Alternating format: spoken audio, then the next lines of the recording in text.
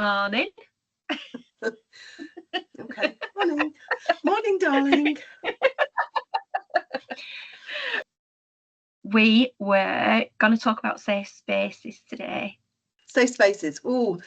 So I think the first thing that comes to mind is we have this, not we, in therapy, a lot of us have said in the past, I offer a safe space and a calm environment and, that usual stuff. And actually, no, we don't.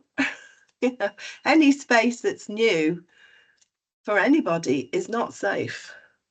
We're not automatically, no. Not automatically. So it's a presumption. I don't think it's a presumption. I don't think it's about consciously thinking about it and having it in your awareness that anybody that comes into a room, they'll be scanning it, they'll be looking at it, they'll be feeling it, smelling it, hearing it. Whereas a neurodivergent or neurotypical, whereas ourselves, you sat in your nice chair, you're all settled, you know where all your stuff is. So, the only thing in that room that is possibly an immediate safety is that knowing that you're here to help me. Actually, no, I'm going to take that back. I'm going to take that back. No, that's not true. That's not true. That's not true either. No, not true. Where do you think it's come from, this idea of like the narrative, almost like it's a scripted thing of, I offer you a safe space? Because I see it written in bios, I hear people say it. I can offer you a safe, non-judgmental, confidential space. That's pretty much the narrative, isn't it? That's scripted out. I think throughout all our training, aren't we? We're there to learn how to be present with clients and offer, the conditions to make that space. I don't know that. Do we make that space? I'm thinking about it now. I think I'm externally thinking about it. It's never safe. In our training, we're assuming because of our training, we have automatically... No, I don't think that's... No, I'm thinking about it now. No, I'm thinking about it out loud again. Fed. No, training, or we learn,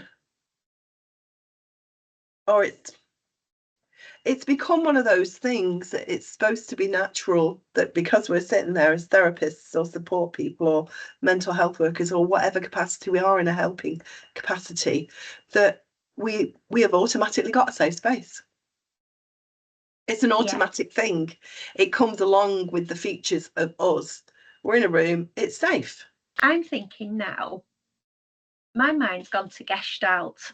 I was reading about use of language from that Gestalt perspective, and it was saying about how we use so many shortcuts in language. So if I put on the front of I offer a safe space, something like I hope to be able to offer a safe space, that feels more honest. Or I aspire to offer a safe place, that feels more less oppressive. So Myra Khan talks about it, doesn't she, in terms of like, who are you to tell me that this place is safe for me? And I think she worded it so beautifully. And then also thinking about the book about decolonizing therapy, but she talks about something similarly, really, about that oppressive nature of therapy, and how colonizing it is, because it's almost like the person with the power, which is naturally perceived to be the therapist. Thank you. And how it's the person with the power who gets to determine the language.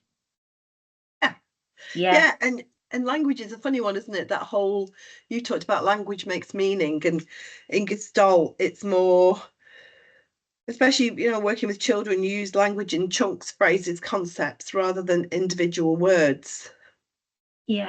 And there's inference in that. There's implicit rather than explicit meaning. There's implied understanding of that. Is it implied that as therapists you naturally offer a space that's safe? Is that in the implications of it? Should we expect clients to think, oh, I'm coming to see a therapist, the space is safe? It's not. It's not a given. No. Okay. Would you think about it for me from the client's perspective? So what would you consider a safe space if you went into a therapy room? What is it that gives you that sense of safety? You've hinted at it a little bit.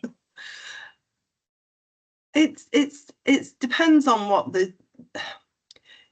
it's about scene setting. If I went into a room with a ticky clock, oh, I'm out. And I'd like a certain type of chair.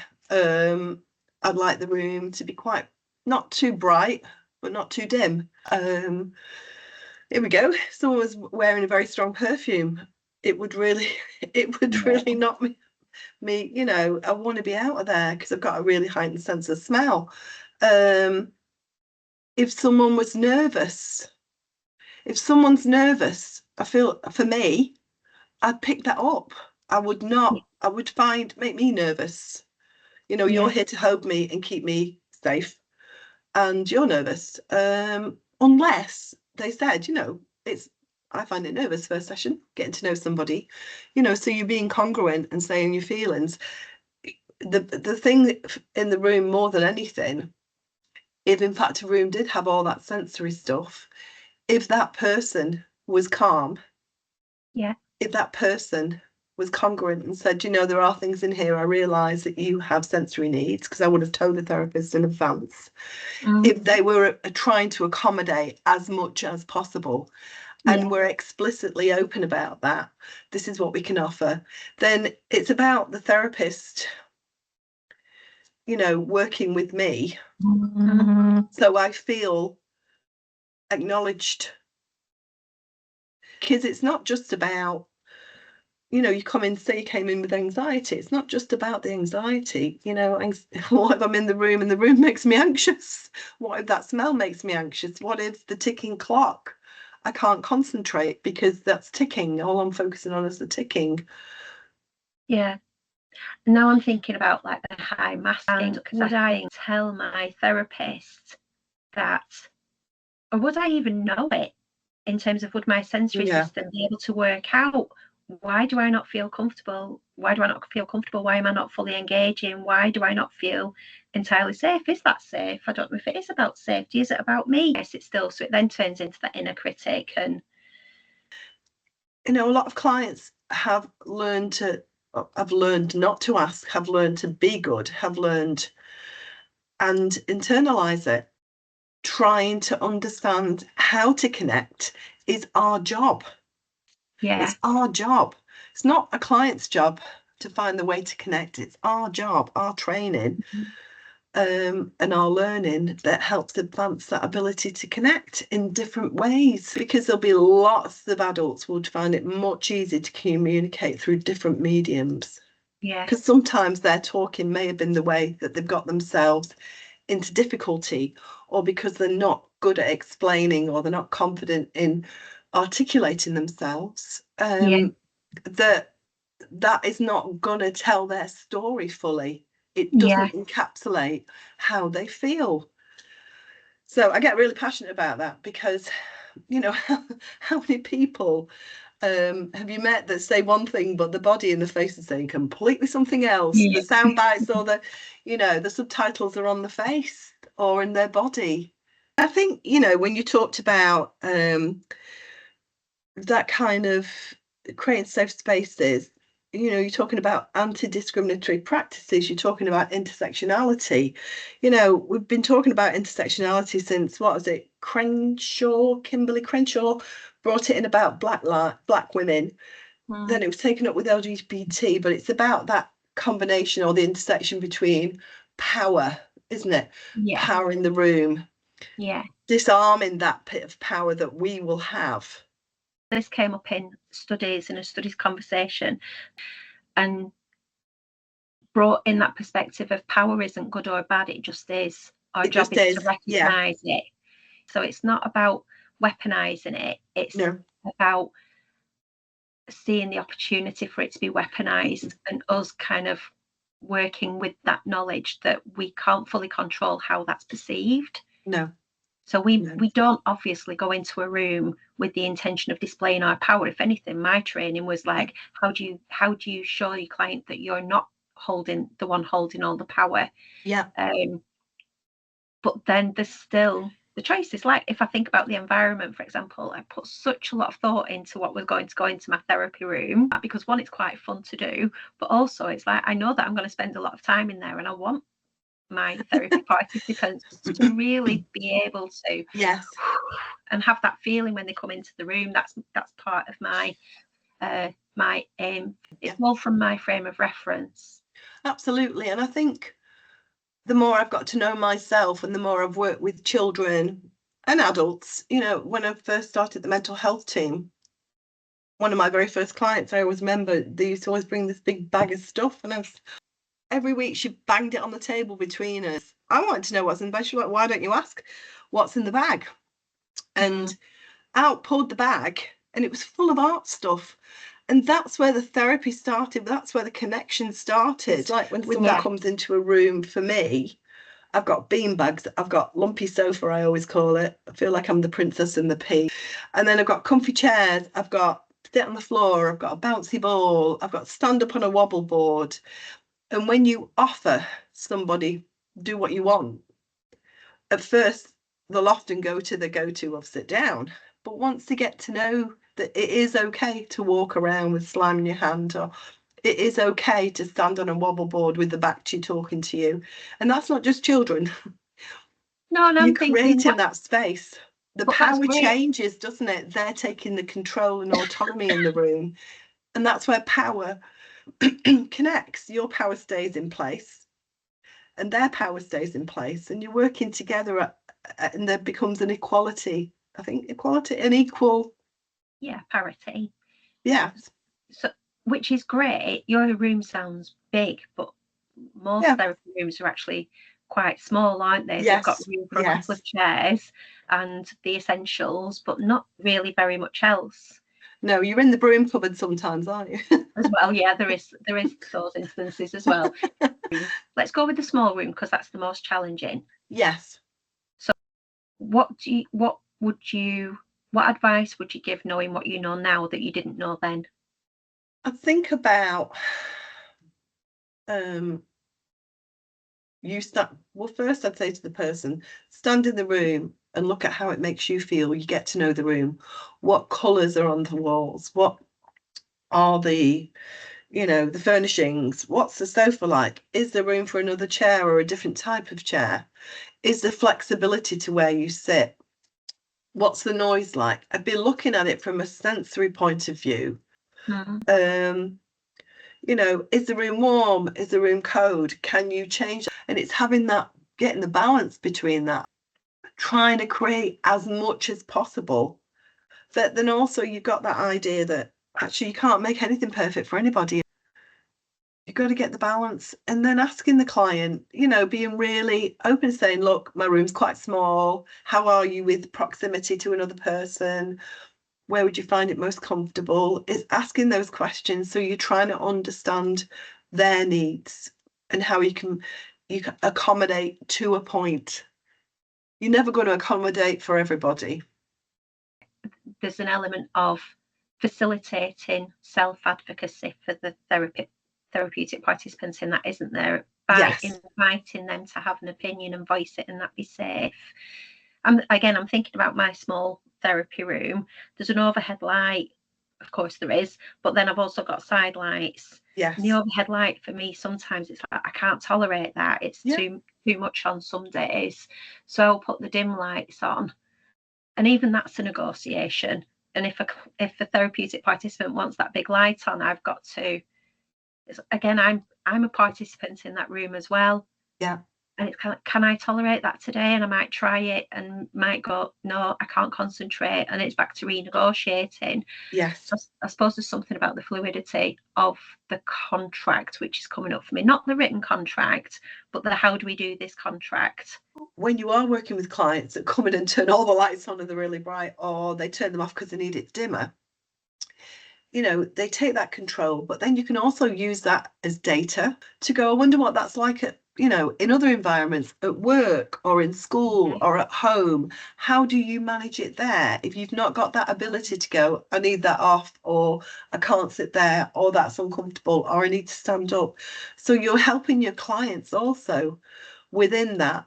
not just learn about their emotions, but learn about their, you know, those needs that they can't always be met. But what can they do instead of, or what can they ask for instead of, or how do they recover when something's been very hard? If we can get that a bit right at the beginning, I wonder how positively that impacts the relationship. It would never, the alliance, it would never be measurable, surely, but I can't imagine. I wonder whether, you know, I would argue that I could probably think up clients I've had over the years and present clients now.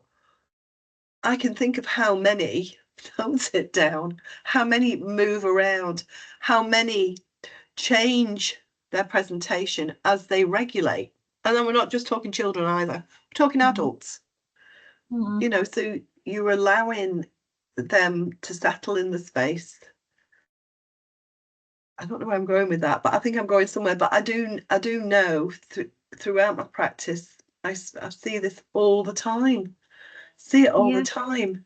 You know, like I say, the sofa's lumpy, and people will say, "Oh, I think it's really comfortable." And, you know, you're starting to create a rapport through understanding them. So also, you learn a lot about a client in how they use the space. Yeah. Are they regulating? Are they getting buzzy in the room? And then you think, oh, hold on a minute, let's not have that in the room. So you're also starting to understand through how your room sets up for each client. And, you know, years ago, we were always told in a place I used to work, it was a great idea, keep the room as it is, set the room every week the same. Yeah. I've really argued against that, because if you're having someone who struggles with changes, if your room's always the same, how are you challenging that ability to deal with change? Yeah. You know, so there's that as well about safe spaces. Yeah, that's if I always create too safe a space, never make any changes, how does that help that person? You know, if they come in and go, oh, you've changed it again. Oh, you know, I hear that a lot.